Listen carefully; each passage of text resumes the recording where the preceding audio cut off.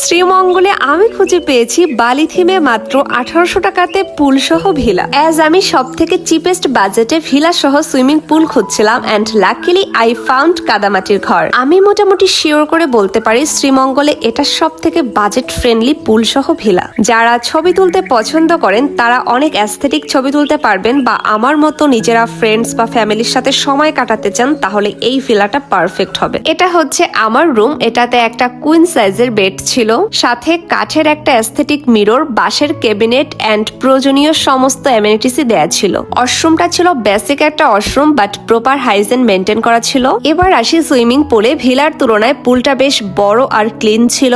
আমরা উইকডেসে গিয়েছিলাম। উইকডেসে 20% ডিসকাউন্ট অফারে আমাদের রেন্ট পড়েছিল 3600 টাকা এন্ড এটা কাপল রুম, তাই পার পার্সন খরচ হয়েছে মাত্র 1800 টাকা।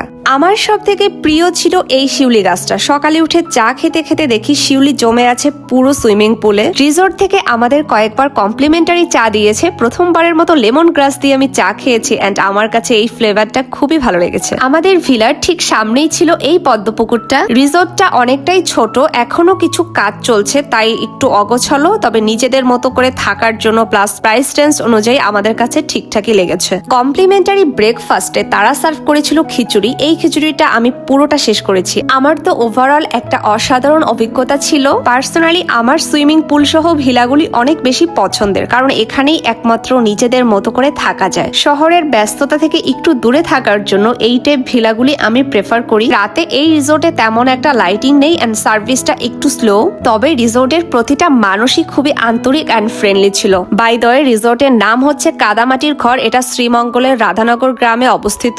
সব ইনফরমেশন আমি কভার করেছি। এছাড়াও আপনাদের যদি কোনো কোয়েরিজ থাকে আমাকে অবশ্যই কমেন্ট করে জানাবেন। এই টাইপ ভিডিওর জন্য আমাকে ফলো করে রাখতে পারেন। টাটা সবাইকে।